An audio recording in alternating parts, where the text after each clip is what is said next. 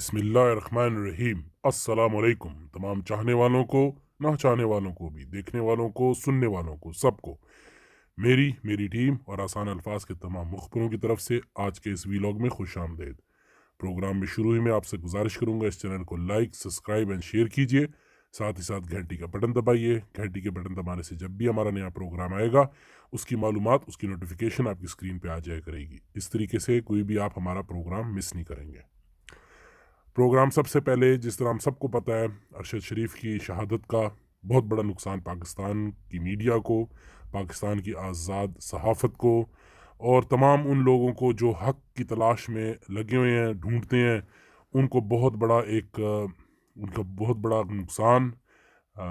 मगर काम ही ऐसा है कि इसके अंदर जो बंदा हमेशा लीडर एक ही होता है, लीड हमेशा एक ही बंदा करता है, बाकी सब उसको फॉलो करते हैं, उसके पीछे आते हैं। अरशद शरीफ नो डाउट अपनी जर्नलिज्म के अंदर, इन्वेस्टिगेशन के अंदर इनका कोई सानी नहीं था, इनका कोई मुकाबला नहीं कर सकता था, जितने बड़े हो जाए। रूफ क्लाशरा बहुत ज़बरदस्त है, मगर इनका कोई लेवल ही कोई और था। जिस जिस तहकीक से, जिस डिटेल के अंदर, जिस हर एंगल से रिपोर्ट को कवर करके उसके बाद ये पब्लिश करते थे, तो इनको तो लाखों सलाम, और इनकी बहादुरी को लाखों सलाम, इस पूरे ख़ानदान को सलाम।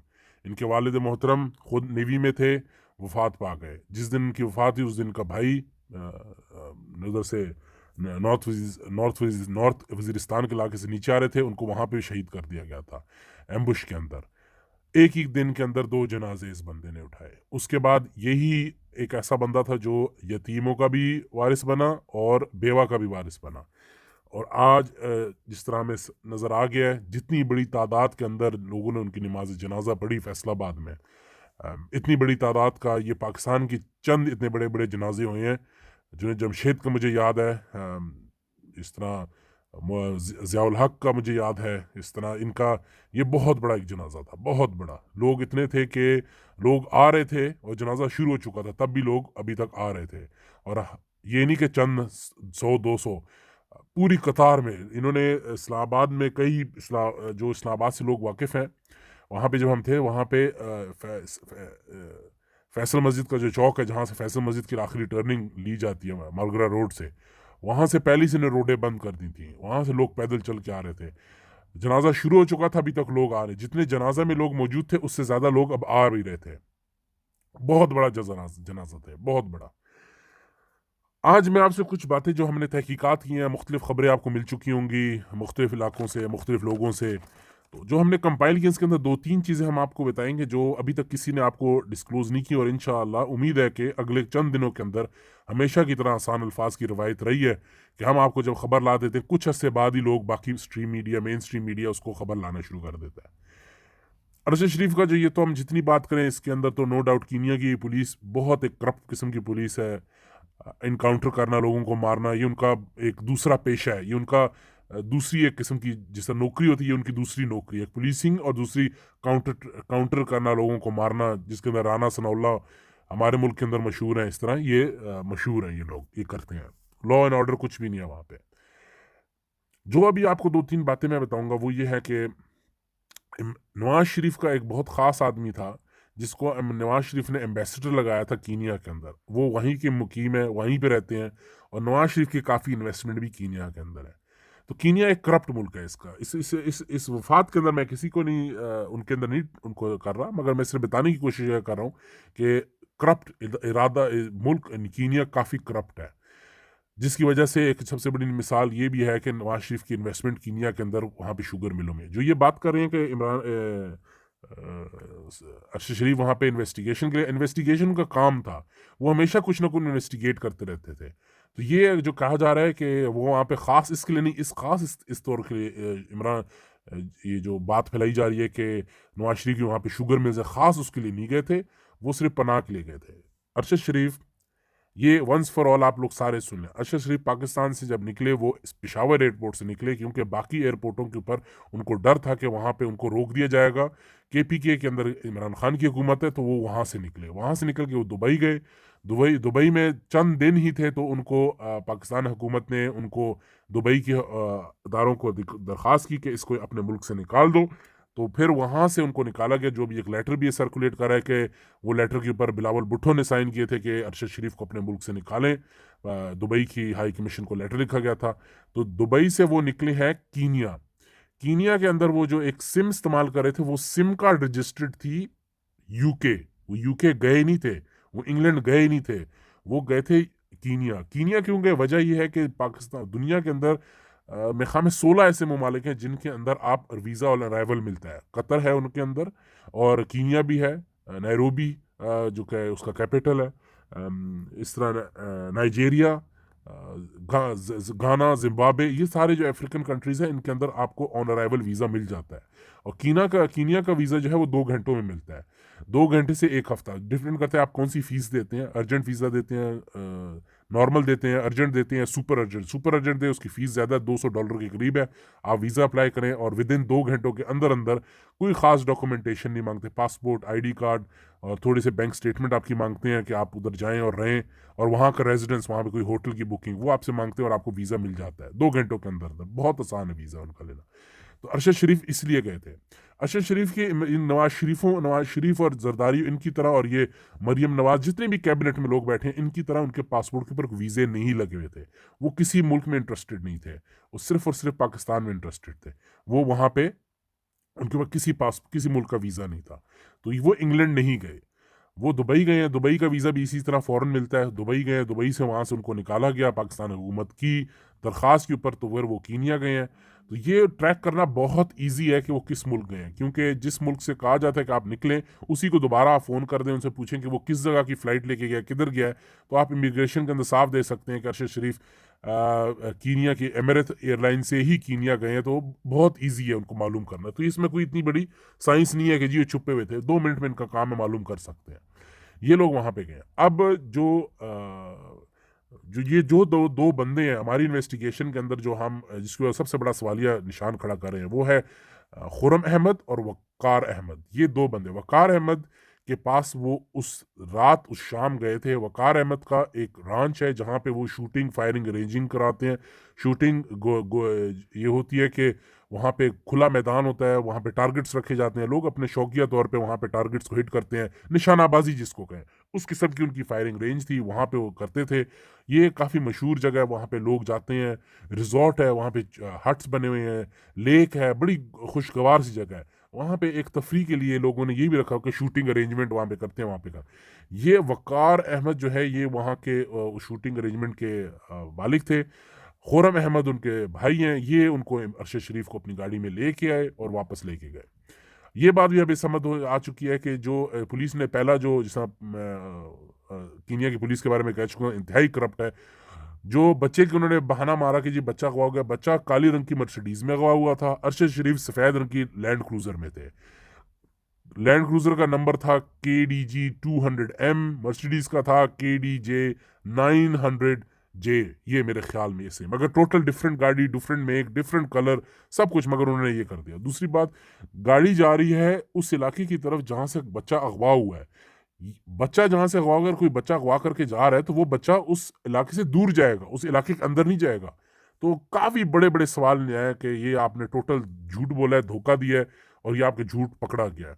बिल्कुल जैसे मरियम नवाज स्पीड झूठ बोलती है, इसी तरह कीनिया की पुलिस ने भी जबरदस्त बगैर सोचे समझे झूठ बोला है और वो पकड़े गए हैं।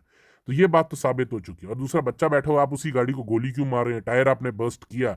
ये जो लोग कह रहे हैं कि टायर बर्स्ट नहीं, टायर भी बर्स्ट किया था उन्होंने दिखावे के लिए। इतनी भी कच्ची वो नहीं है, उन्होंने टायर बर्स्ट किया था, फ्रंट ड्राइवर का टायर बर्स्ट हुआ है, मगर ड्राइवर को गोली नहीं मारी। आप गाड़ी रोकने के लिए ड्राइवर को मारेंगे कि ड्राइवर को नहीं मारा, आपने अरशद शरीफ को मारा। दूसरा जो सवाल बन रहा है कि ये खुर्रम अहमद बंदा गायब है, वक़ार अहमद बंदा दोनों गायब है, दोनों से नहीं पूछा जा रहा। भाई जिस बंदे से बंदा मिलना गया है और जो उसको ड्राइव कर रहा है, दोनों बंदे गायब है, उनकी कोई इन्वेस्टिगेशन नहीं हो रही। वो बंदे कहाँ हैं उनके बारे में किसी को कुछ नहीं पता। अरशद शरीफ इनसे मिले कैसे? ये ARY के थ्रू मिले थे। ARY, सलमान अहमद, इनके जो आगे जानने वाले हैं, इनका गोल्ड का कारोबार है। ये किसी के रेफरेंस के थ्रू उनके ARY के, मैं सलमान अहमद का नाम डायरेक्ट नहीं, मैं उनको जिम्मेदार नहीं कह रहा, मगर मैं सिर्फ एज अ सरबरा, इदारे के सरबरा, ARY के सरबरा होते हुए उनके ऊपर जिम्मेदारी आती है, वो इस तरह मालूम करें कि अरशद शरीफ को किसने लिंक करके कीनिया भेजा था। ये लिंक ARY के थ्रू हुआ था उनका कीनिया के अंदर 2 बंदों के साथ, तो ये मालूम किया जाए। और ये खुर्रम अहमद और वकार अहमद, इन दोनों का ताल्लुक MQM से है, पाकिस्तान MQM से है। बेशक ये पैदाइश इनकी कीनिया की है, मगर ये कराची से हैं और इनका MQM से ताल्लुक है। MQM के बारे में, पुरानी MQM के बारे में किसी को, वो किसी तारुफ का मोहताज नहीं है। बोरी बंद लाशें, लोगों के नाखून क्लासों से निकालना, हाथों के ऊपर कील ठोकना, दिमाग लोगों का निकाल के फ्राई करना, ये सारी चीज़ें MQM करती रही है। तो ये उनके लिए कोई मसला नहीं है, बंदे को मारना और बंदे की लाश को इस तरह बेइज्जत करना, ये कोई उनके लिए मसला नहीं है। तो इनका ताल्लुक MQM, ये भी एक सवाल है कि जिन लोगों से मिल रहे थे उनका MQM से ताल्लुक, और MQM बहुत खतरनाक किस्म की जमात है, कोई वो सेविज किस्म की, मैं तो ये लफ्ज इस्तेमाल करूँगा, सेविज किस्म की जमात है। अब जो ये कल जो राना सनाउल्लाह ने और ये इसने ने जो DGISPR ने जो बयान दिया, जो आर्मी उसको ISI के चीफ को बिठा के, इनका बयान वैसा ही है, बिल्कुल वैसा ही है जैसे जब ये रिजीम चेंज हुई थी, उन्होंने फौरन आके बयान दिया कि जी डॉलर मुस्तकीम हो गया, स्टॉक एक्सचेंज मजबूत हो गई है। ये बिल्कुल उसी किस्म का इनका बयान एक तरह फिर ऐसे आया। बात वाज़ेह हो चुकी है कि ये लोग अगर दानियाल अजीज जिसका एक्सीडेंट हुआ उसकी ऊपर जा सकते हैं, उसके अफसोस के ऊपर उसकी खैरियत मालूम करने के लिए आर्मी चीफ जा सकते हैं, अरशद शरीफ के घर एक भी आर्मी का बंदा अब तक नहीं जा सका।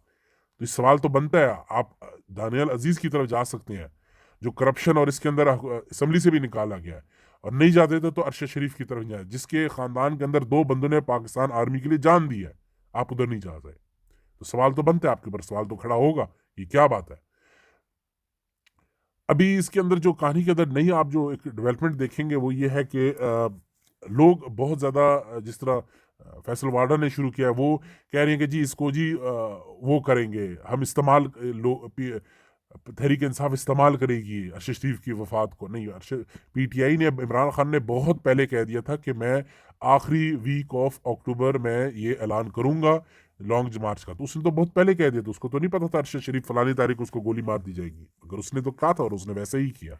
और उसने नमाज जनाजा से एक दिन पहले ही वो कराची लाहौर चले गए हैं, नमाज जनाजा के दिन लाहौर गए हैं और अगले दिन उनकी लॉन्ग मार्च है, उनका इससे कोई ताल्लुक नहीं है। ये हमारी मालूमात के मुताबिक इत्तफाक हो गया, वैसे ही नहीं।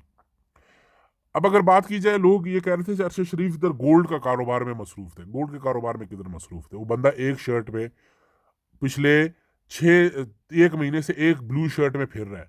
मरीम नवाज को देखे, जो लोग गोल्ड और मनी लॉन्ड्रिंग में इन्वॉल्व होते हैं ना, वो एक ब्लू शर्ट 1 महीना नहीं चलाते। वो मरियम नवाज की तरह जो गोल्ड और मनी लॉन्ड्रिंग में इन्वॉल्व होते हैं ना लोग, जो धोखा और मुल्क छोड़ के मुल्क से वफादारी नहीं करते, वो मरियम नवाज की तरह हर दिन का नया जोड़ा पहनते हैं, नया जोड़ा, नया स्वेटर, नई जैकेट, नए जूते, ये सब कुछ पहनते हैं। उनके पास पैसे की इतनी फरावानी होती है। अरशद शरीफ एक ही दरख्त के नीचे, एक ही झाड़ के नीचे ब्लू शर्ट में बैठ के अपने प्रोग्राम 1 महीने से कर रहा था।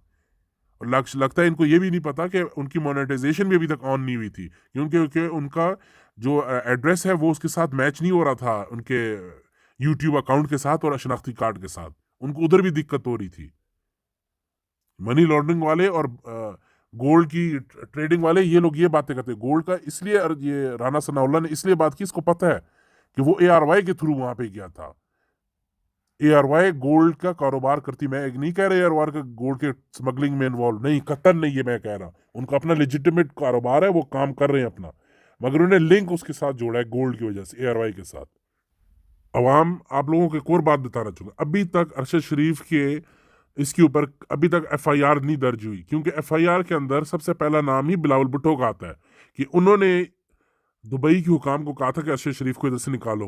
तो ये FIR बहुत, नंबर 1 दर्ज नहीं होगी, अगर होगी तो बहुत मुश्किल से होगी, और इसमें जो इन्वेस्टिगेशन के लिए बंदा रखा जाएगा वो तो हुकूमत पाकिस्तान आ रही है, तो मेरा नहीं ख्याल कि FIR रजिस्टर होने वाली है। हमारी इतला के मुताबिक अरशद शरीफ को बिल्कुल क्लोज इनकाउंटर करके मारा गया है, शहीद किया गया है, और उसके बाद उनके ऊपर ये बंदे ने, जब एक और आपको जब खुर्रम गाड़ी चला रहा था, जब ये वाक़या हुआ, उसने इंस्टेड के वो लेके जाए गाड़ी हॉस्पिटल, वो वापस रॉन्च की तरफ गया, फायरिंग रेंज की तरफ गया, वकास से बात कर, उसने फ़ोन वहां पे किया और वकास की तरफ गया, और वकास साथ बैठ के फिर ये हॉस्पिटल गए हैं। ये बहुत बड़ा सर्कल है इन दो बंदे। और दूसरी बात, ये दो बंदे बिल्कुल सीन से गायब है। इनसे पूछा जाए आप लोग कर क्या रहे थे? बंदे को गोली मारी, पुलिस वालों ने मारी, पुलिस वाले मुख्तलिफ बयान दे रहे। कोई कहता है 9 बजे गाड़ी को हमने रोका, पत्थर रखे हुए थे और नहीं रुकी। कोई कहता है हमने 10 बजे इनके ऊपर फायरिंग की। तो बहुत ज्यादा सवाल हैं। बात है कि इन दो बंदों से पूछा जाए, वकार अहमद और वकार खुरम अहमद, और MQM से इनका ताल्लुक है। जाते जाते अल्लाह से दुआ है, अल्लाह ताला अर्श शरीफ को जन्नत फिरदौस में जगह अता करे, उसके दर्जात बुलंद करे, उनके घर वालों को सब्र अता करे। और मेरी तमाम आवाम से गुजारिश है कि उनके घर के बाहर झमघटा मत लगाएं। उस घर के अंदर कोई महरम नहीं है अभी, तो आप लोग ज़रा इस शरीयत का ख्याल रखें, कानून का ख्याल रखें और इस्लामी तालीमात का ख्याल रखें। पाकिस्तान जिंदाबाद, पाकिस्तान बाइंदाबाद। और मरीम नवाज़, तुम ज़रा फिक्र करो, जो तुम इतने बड़े बोल बोल रही हो ना, तुम्हारा भी एक दिन जनाजा निकलेगा, हम सब का निकलेगा। हम सबको अपनी आखिरत की फिक्र करनी चाहिए। मेरी दुआ है आपकी हिदायत के लिए, मेरी हिदायत के लिए और मरीम नवाज़ की हिदायत के लिए।